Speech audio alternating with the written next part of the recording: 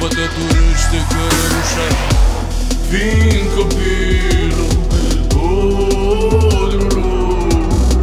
artă-n suflet, doina neamului. Du-i curajul lui taica, du-i răbdarea lui maica.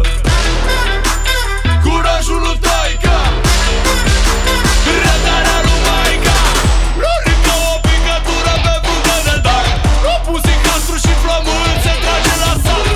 Noi, taica, visează la haidă, de mumă îmblânziță vrea domesticit, o frunzuliță verde de pe orice dram.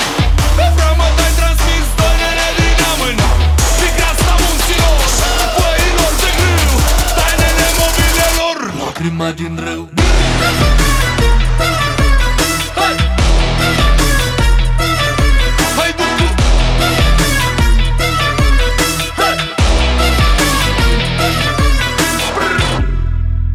Inimă sălbatică, smerită și pașnică, nu mai plânge, s-a învățat să lată, nimeni nu-l învinge, e stăpân pe haită.